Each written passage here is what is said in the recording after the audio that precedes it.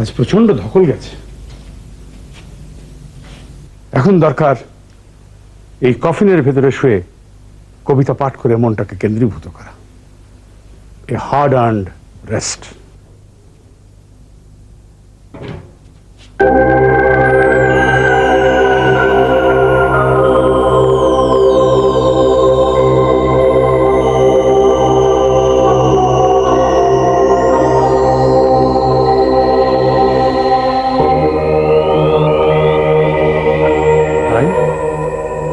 আপনি কে? কে আপনি ভাই? মতি? মতি? যে মতি, দেখ তো এটা কি?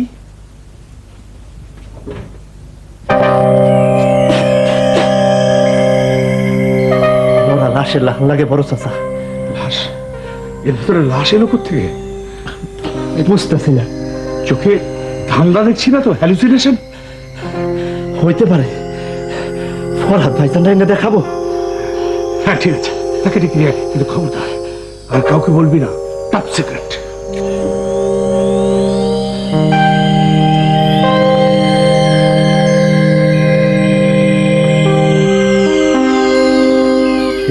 দেখুন তো এটার ভিতরে কি।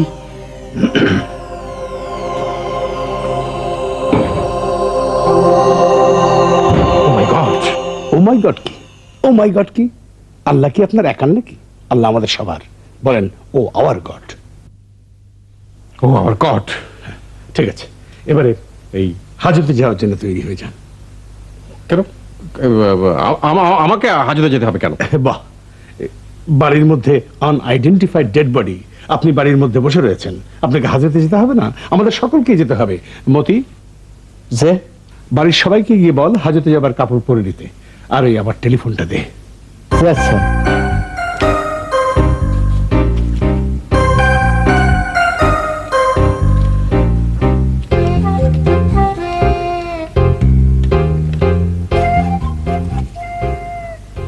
হ্যালো ভাই, রমনা থানা ভাই, ওসি সাহেব আছেন? ও বলছেন ওসি সাহেব আমি ডাক্তার আসগর। জি, আপনি আপনি আমাকে ধমকাচ্ছে কেন?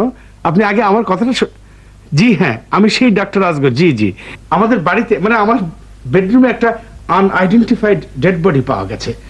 আপনি আসুন। জি না না, খুন আমি করিনি।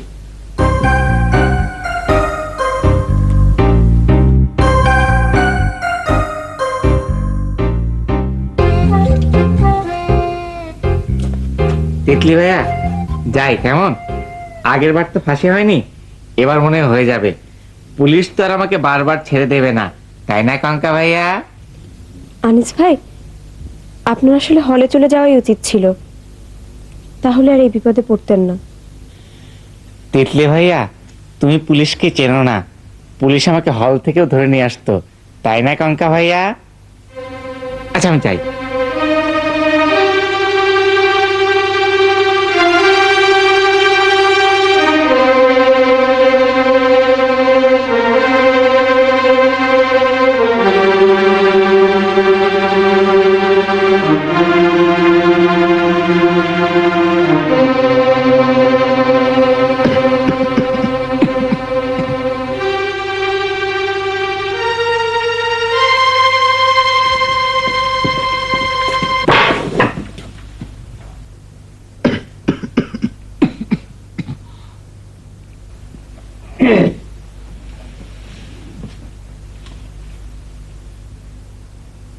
ডেড বডি কোথায়?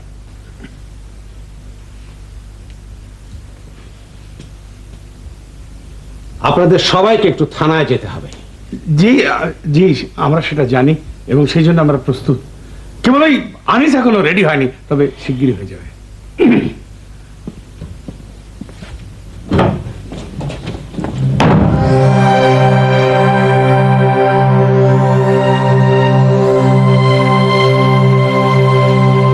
আসসালামু আলাইকুম। আপনারা কারা? আমি কোথায় আছি দয়া করে বলে দেবেন কি? এটাই কি ডেড বডি? জি এটাই বডি, কিন্তু এখন তো দেখছি এটা ডেড না। ঘটনাটা কি? আমি এর মধ্যে কেন? আমি কি মারা গেছি?